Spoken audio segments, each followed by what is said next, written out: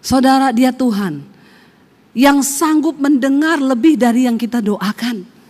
Dia Tuhan yang sanggup menjawab lebih dari yang kita harapkan. Seringkali Tuhan harus membawa kita bergeser dari tujuan kita. Kelihatannya seperti Tuhan gak jawab doa kita. Tapi percayalah, rencananya itu lebih indah dari rencana kita.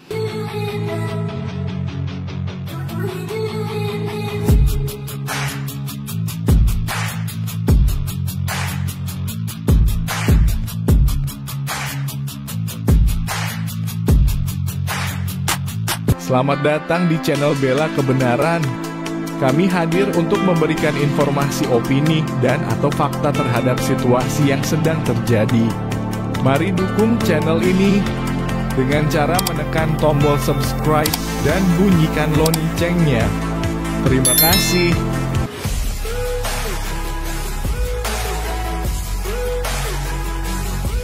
Mari kita buka bersama Kejadian pasal 26, judul perikopnya Ishak di negeri orang Filistin, ya. Ayat yang pertama, firman Tuhan berkata, kita baca bersama 1, 2, 3. Maka timbullah kelaparan di negeri itu. Ini bukan kelaparan yang pertama yang telah terjadi dalam zaman Abraham. Sebab itu Ishak pergi ke Gerar kepada Abimelek, raja orang Filistin. 2.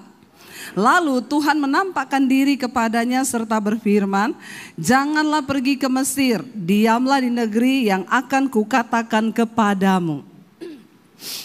Saudara, Alkitab berkata pada zaman itu timbullah kelaparan di negeri itu, di tanah Kanaan, di tempat Ishak tinggal.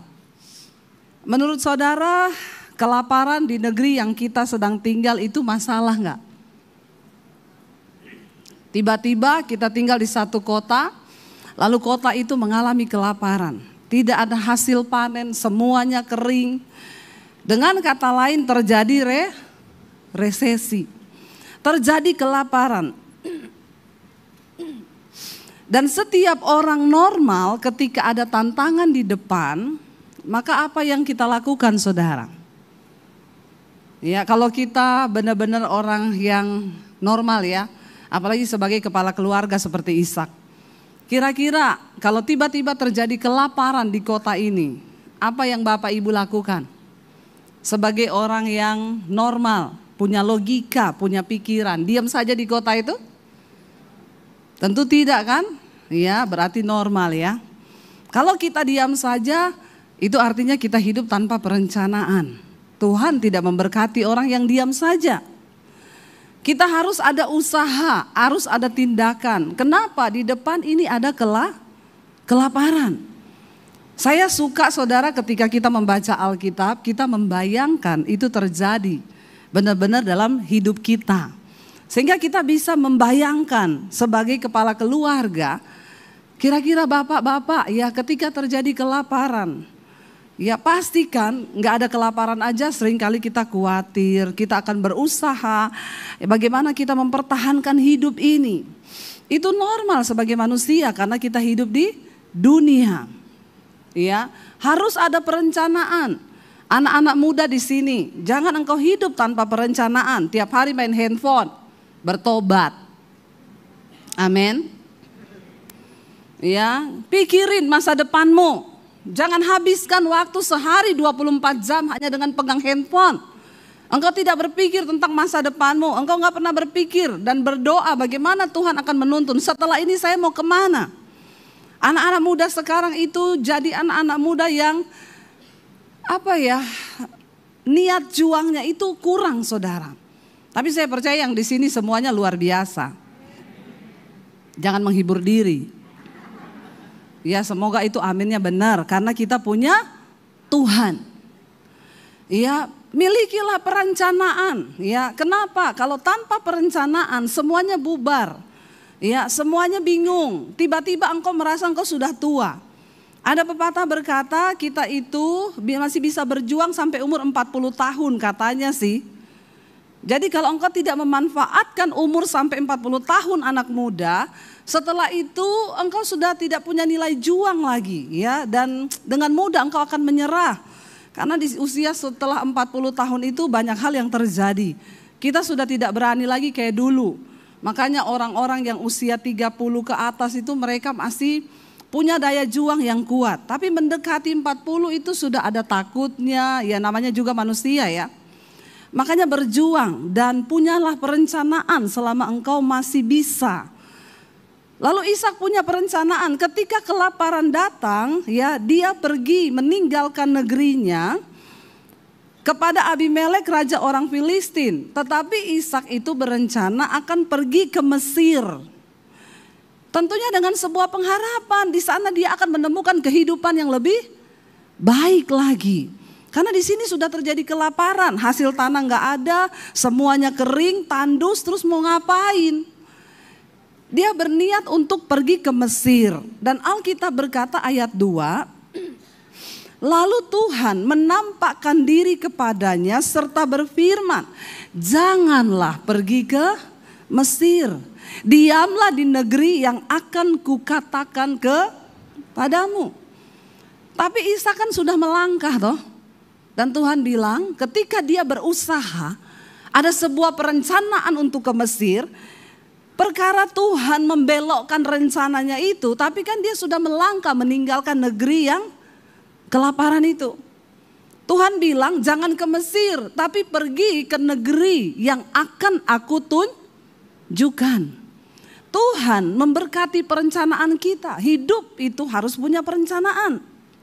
Ketika kita berencana, Ishak melangkah keluar meninggalkan daerahnya, maka Tuhan menampakkan diri kepada dia.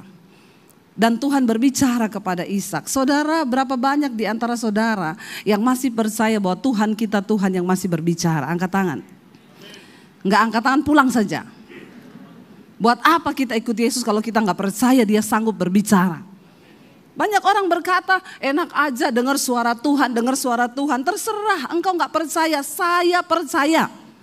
Dan karena itu saya melihat. Dan karena itu terjadi dalam hidup saya.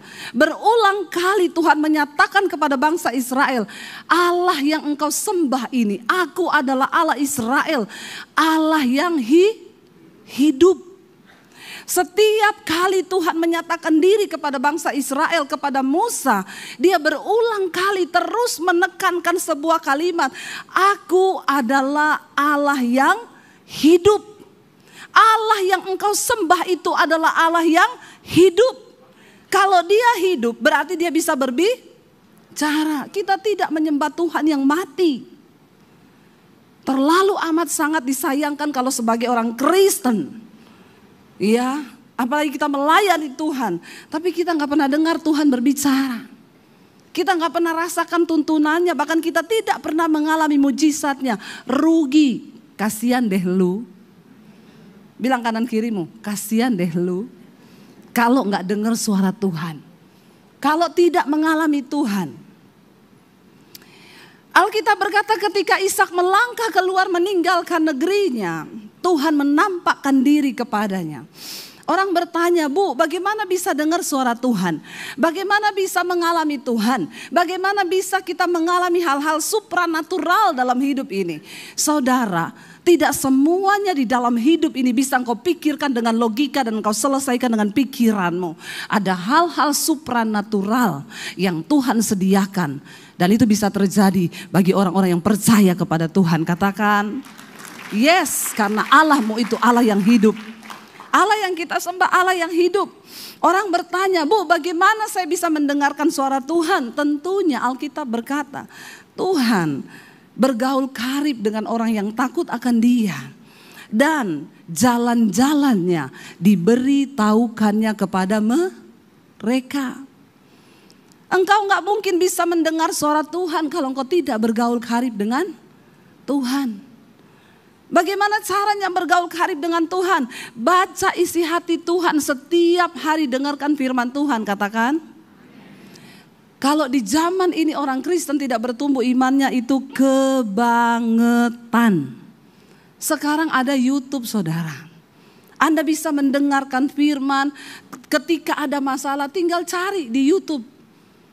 Michael Gunawan, klik khotbah. Debbie Basjir, klik khotbah. Semua ada. Jadi kebangetan kalau hari ini saudara tidak bertumbuh imannya. Segala khotbah ada di YouTube sekarang. Beda dengan zaman saya bertobat tahun 95. Jangankan YouTube, HP belum ada. Bagaimana kita bisa bertumbuh? Untung kita punya Roh Kudus yang ada di segala zaman. Amin. Saya bertumbuh dengan pembacaan Alkitab di kamar, sembunyi-sembunyi. Setiap ayat yang saya baca, saya catat, saya dapatkan rema. Hari ini saudara punya media di tanganmu, pakai itu media untuk menambahkan imanmu kepada Tuhan. Tapi hati-hati, memang media ini bisa bikin kita semakin kudus bisa, tapi bisa bikin juga kita semakin rusak. Iman kita harus bertumbuh supaya kita bisa mendengar suara Tuhan. Alkitab berkata Tuhan itu bergaul karib dengan orang yang takut akan Dia. Dan jalan-jalannya diberitahukan kepada mereka. Alkitab berkata di akhir zaman akan datang masa yang sukar. Tetapi bagi orang-orang yang setia mencari Tuhan, selalu ada jalan baru yang bisa Tuhan bukakan bagi setiap kita yang mau setia kepada Dia. Amin saudara. Ayo kita makin sungguh-sungguh kepada Tuhan. Ya, lalu Tuhan menampakkan diri kepada Ishak. Dia menyatakan kepadanya, jangan pergi ke Mesir. Pergi ke negeri yang akan aku tunjukkan kepadamu.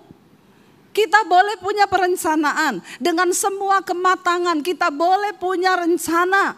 Tetapi kalau Tuhan berkata jangan, maka jangan. Ini namanya kita punya kepekaan bersama Tuhan. Bapak-bapak, engkau punya perhitungan bisnis oke. Engkau pintar dalam hal berbisnis, tapi kadang-kadang yang namanya jebakan iblis di depan engkau nggak tahu. Tapi Tuhan akan beritahukan kepada orang-orang yang bergaul karib dengan Tuhan. Makanya tidak cukup perencanaan, tidak cukup kepandaianmu, tidak cukup kepintaranmu, semua bisa meleset. Tapi tuntunan Tuhan tidak akan pernah salah bagi hidup kita. Katakan, makanya bergaul dengan Tuhan. Banyak baca Alkitab. Hari-hari ini jangan suka nonton drama Korea. Banyak ini ibu-ibu nonton drama Korea pakai acara nangis-nangis. Sampai jiwanya terhanyut. Nonton khotbah gak pernah nangis dia. Ya tiap malam ya. Tolong saudara yang suka nonton drama Korea tiap malam, nonton Mesbah Doa di Debbie Basir TV. Yang belum subscribe, tolong subscribe. Jangan lupa komen dan share. Ya, mending kita tambah iman kita. Mending kita bangun iman kita. Karena hari-hari ini engkau tidak bisa berpegang pada apapun. Jangan andalkan logikamu, jangan andalkan kepandaianmu. Berhenti pakai strategi-strategi manusia. Duduk di kaki Tuhan dan minta tuntunannya. Sebagai jemaat kita harus mengandalkan Tuhan. Sebagai gereja pun begitu. Jangan dengan kekuatan kita membangun gereja. Jangan dengan strategi-strategi kita. Duduk di kaki Tuhan dan minta perkenanan Tuhan turun. Katakan amin. Tidak cukup kepintaran kita saudara. Mau saudara gereja sebesar apapun, kalau engkau tidak mengandalkan Tuhan dan engkau tidak melibatkan Tuhan di dalam pelayanan, semuanya akan menjadi sia-sia. Tempatkan Tuhan sebagai yang nomor satu dalam ibadah kita, di dalam kehidupan kita, di dalam pelayanan kita. Berjalan sesuai dengan firman. Jangan jadi orang Kristen tapi bikin jalan sendiri. Jadi gereja bikin jalan sendiri, nggak mau nurut sama Alkitab. Sebesar apapun gereja bisa hancur saudara. Sebesar apapun bisnismu bisa hancur kalau engkau tidak tunduk kepada Tuhan. Sebesar apapun pelayanan kita bisa tutup kalau Tuhan tidak lagi berkenan. Mari kita sungguh-sungguh mengandalkan Tuhan. Sebab Alkitab berkata Tuhan menentang orang yang sombong. Seringkali kita berkata, saya nggak tantang Tuhan Bu. Tapi dengan sikap hidup kita yang tidak mau nuruti firman Tuhan, itu sama dengan kita menantang Tuhan. Kalau Tuhan berkata, lepaskan pengampunan terhadap musuhmu. Lalu engkau berkata, oh saya nggak bisa lepaskan pengampunan. Enak aja dia berbuat kepada saya seperti ini, terus saya mau lepaskan pengampunan. Itu artinya engkau menantang Tuhan. Jangan pernah tidak taat kepada firman Tuhan. Kalau Tuhan berkata hari ini bertobat, tinggalkan selingkuhanmu. Jangan pernah berkata enak sih menikmati dosa. Buktinya saya berdosa pun tetap usaha saya diberkati. Hati-hati saudara. Mari kita sungguh-sungguh mencari kehendaknya. Bangun hubungan yang intim dengan Tuhan. Lalu Ishak mendengar suara Tuhan. Dia Tuhan yang masih berbicara sampai hari ini. Dia Tuhan yang masih mau menuntun saudara dan saya. Mau seperti apapun prediksi dunia. Mau seperti apapun gelapnya tahun ini. Asal aku bersama Tuhan itu cukup bagiku. Aku tidak perlu takut. Aku tidak perlu gentar. Karena Tuhan adalah penjamin. Dia yang membimbing hidupku. Ketika Tuhan berkata kepada Ishak, diam di negeri yang akan aku tunjukkan kepadamu. Ishak gak ngomong ini, Tuhan aku udah bikin perencanaan. Semuanya sudah matang. Aku udah siapin uang 5M Tuhan. Aku akan buka perkebunan di sana. No. Ishak tunduk kepada kehendak Tuhan. Orang yang bisa mendengar suara Tuhan itu pasti orang yang dengar-dengaran. Sangat menakutkan kalau kita menjadi orang Kristen tapi kita gak bisa lagi mendengar suara Tuhan. Sedikit saja kita berdosa di hati, Tuhan itu akan menegur loh. Kalau kita itu punya relasi yang intim. Saya punya sedikit saja rasa kepada seseorang. Waduh jangan-jangan orang ini begini ya. Roh Kudus tegur loh. Jaga hatimu loh, jangan menghakimi. Karena kamu tidak tahu apa yang sebenarnya terjadi. Saya bilang ampuni saya Tuhan, ampuni. Iya ampuni saya Tuhan. Kalau kita bergaul bersama dengan Tuhan, Dia akan berbicara. Sedikit saja kita punya sesuatu yang tidak berkenan, Roh Kudus itu akan mengingatkan. Saudara jengkel sama orang sedikit aja, Roh Kudus akan ingatkan. Lepaskan pengampunan, lepaskan pengampunan. Jangan bilang enak aja, itu saya mau tuntut dia itu. Betapa sombongnya kita saudara. Mari kita merendahkan diri di kaki Tuhan. Ishak dia gak ngotot dengan perencanaan yang dia buat. Dia gak bilang aku sudah bikin semuanya oke. Istriku juga sudah setuju, saya sudah siapin modal. Enggak, ketika Tuhan bilang diam. Dan engkau harus pergi ke negeri yang akan aku tunjukkan kepadamu. Ishak sangat percaya bahwa Tuhan tidak pernah salah. Amin saudara. Tapi bedanya Tuhan sama manusia itu memang beda tipis. Tuhan maha tahu, manusia Tuhan maha tahu, makanya kita jangan sok tahu. Ada begitu banyak kegagalan di dalam hidup kita itu yang terjadi akibat kita sok tahu. Coba kita melangkah bersama Tuhan. Apapun duduk di kaki Tuhan, sertakan Tuhan di dalam setiap perencanaanmu. Ishak adalah orang yang bikin rencana, tapi bedanya dia menyertakan Tuhan di dalam setiap perencanaannya. Tahun ini libatkan Tuhan dalam setiap perencanaanmu. Suami istri bersehati sepakat dulu. Karena Alkitab berkata apabila di dunia ini ada dua orang yang sehati sepakat, maka Tuhan akan mencurahkan berkatnya ke situ.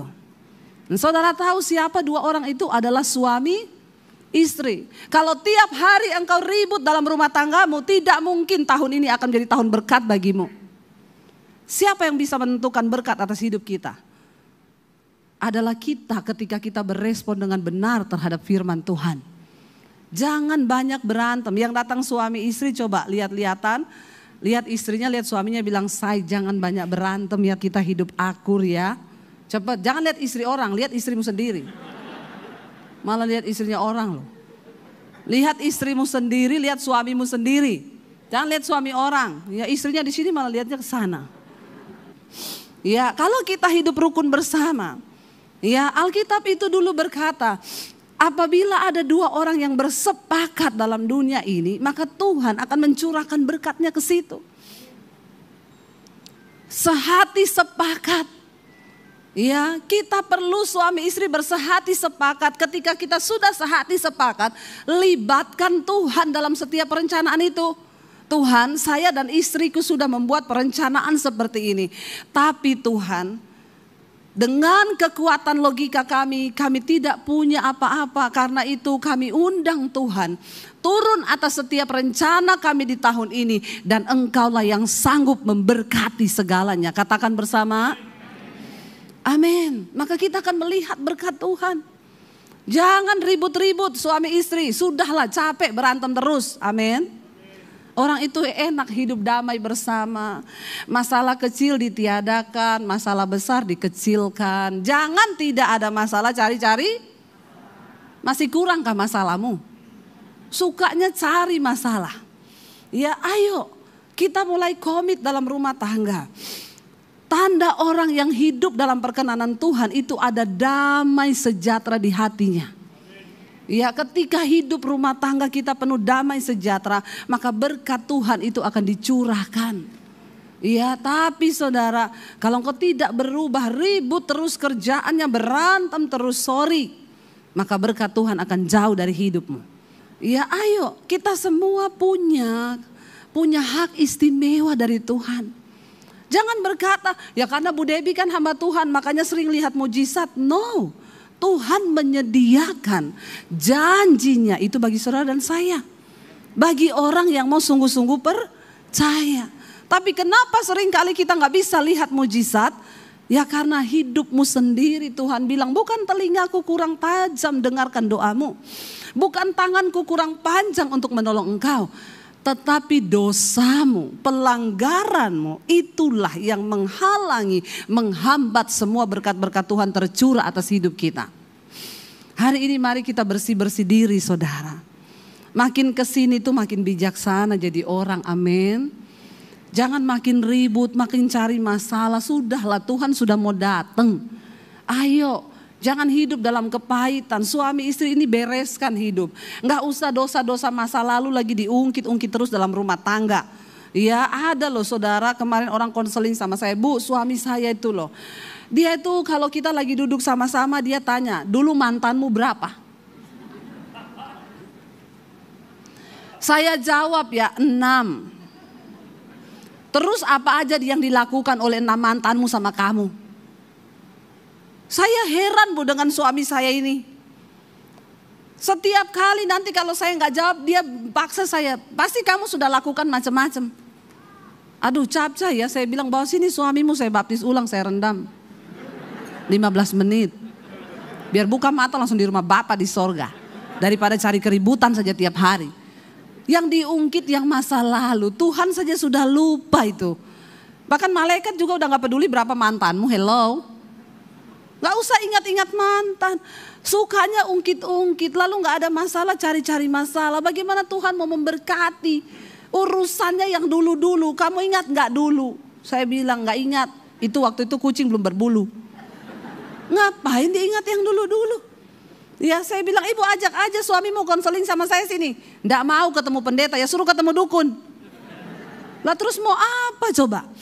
Capek nggak jadi istri juga kayak begitu tiap hari dicemburui, cemburu Bu. Saya punya Instagram, disuruh tutup. Nanti mantu, kamu berteman kan sama mantanmu? Dia cari tahu nama mantannya siapa.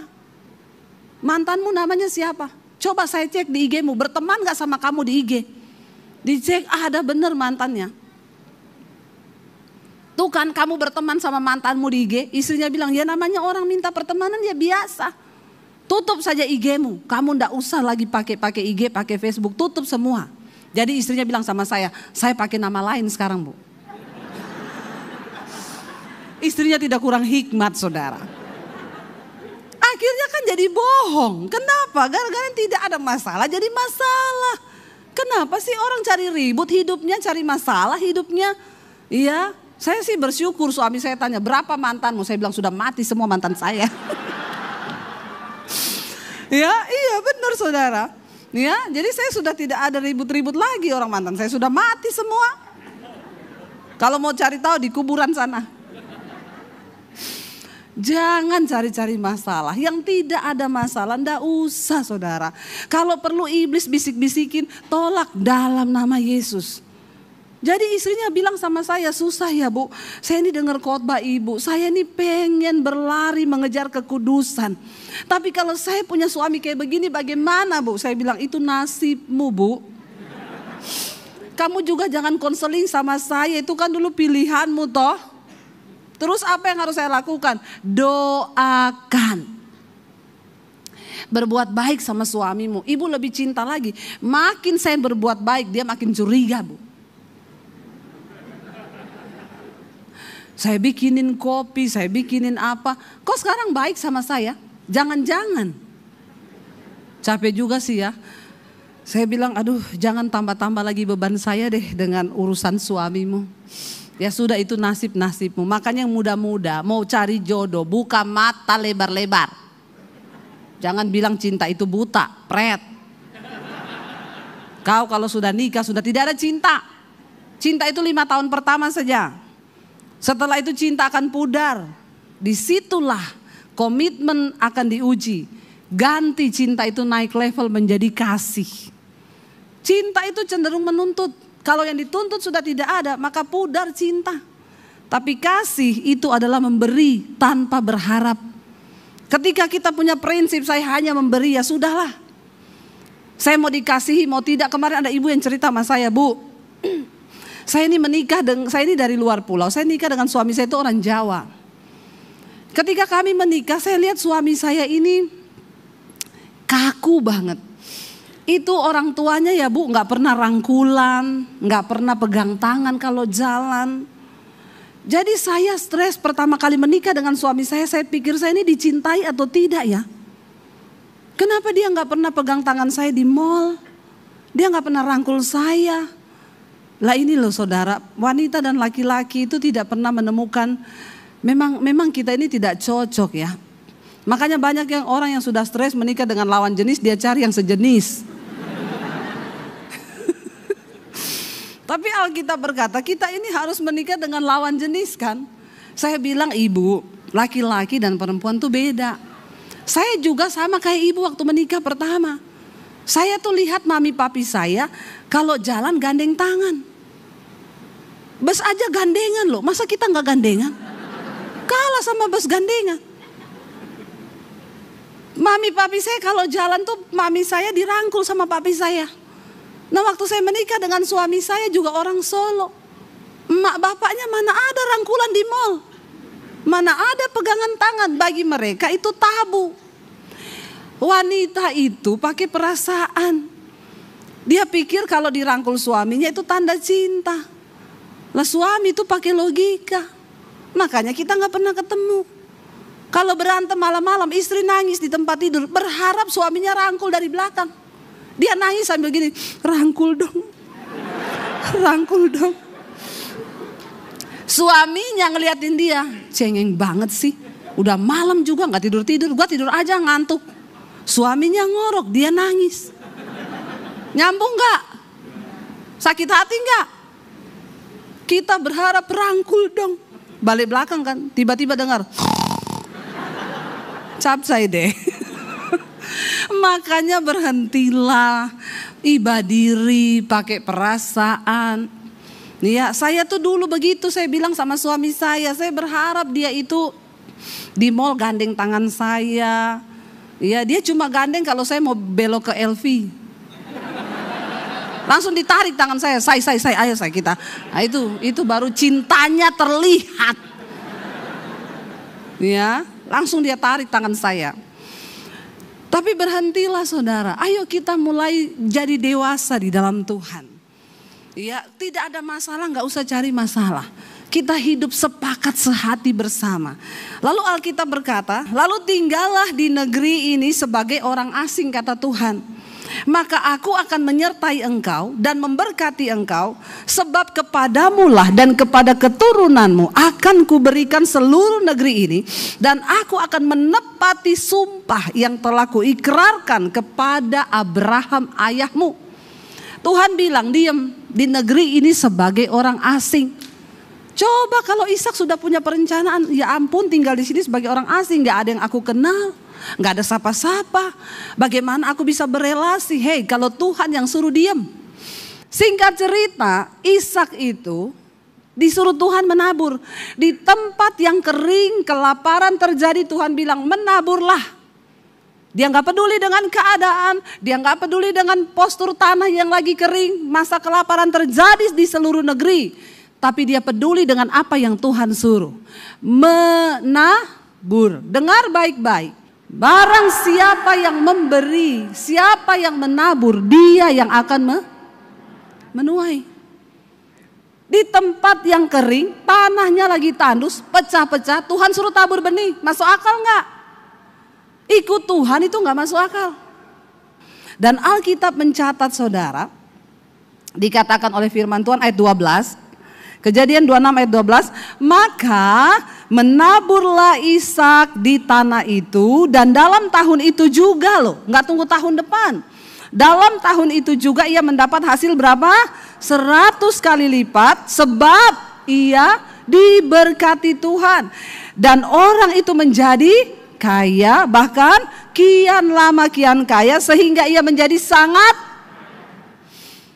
Kenapa dia menjadi kaya saudara? Alkitab nggak bilang begini, maka menaburlah Ishak, tahun itu juga mendapat hasil 100 kali lipat, sebab ia pintar, sebab perencanaannya itu mateng, sebab modalnya gede. No, Alkitab bilang sebab ia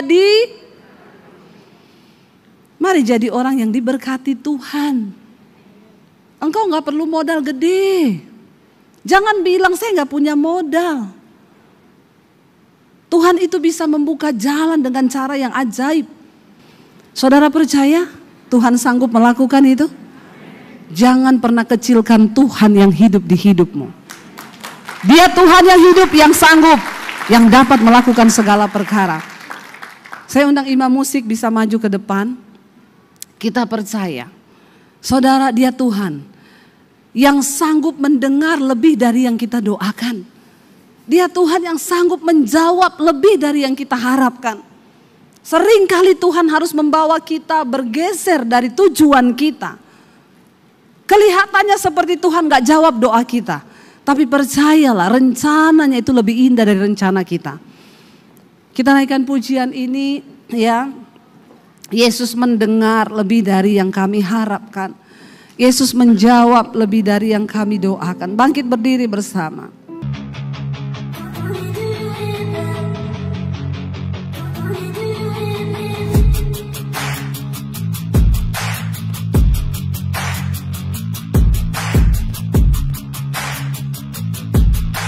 Terima kasih sahabat sudah menyaksikan tayangan kami hari ini. Tuhanlah yang membalas dan memberkati kita semua.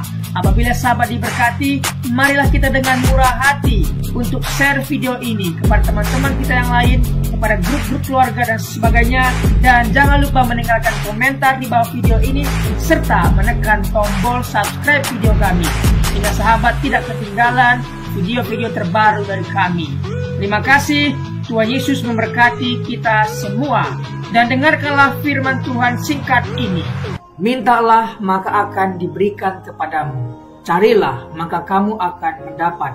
Ketuklah maka pintu akan dibukakan bagimu. Kita harus melakukan sesuatu sampai sesuatu itu akan terwujud atas hidup kita. Minta, cari dan ketuklah, maka Tuhan pasti membukakan pintu. Lukas 18 ayat 1. Yesus mengatakan suatu perumpamaan kepada mereka untuk menegaskan bahwa mereka harus selalu berdoa dengan tidak jemu-jemu. Kita berdoa dengan tidak jemu-jemu. Terus minta maka pasti akan diberikan. Tuhan Yesus berkata, karena itu aku berkata kepadamu, apa saja yang engkau inginkan ketika engkau berdoa, percayalah bahwa engkau telah menerimanya dan engkau akan memilikinya. Amini ayat firman Tuhan ini, bahwa Tuhan pasti memberikan segala sesuatu yang kita butuhkan. Semoga Allah, sumber pengharapan, memenuhi kamu dengan segala sukacita dan damai sejahtera dalam iman kamu, supaya oleh kekuatan Roh Kudus kamu berlimpah-limpah dalam pengharapan. Terima kasih.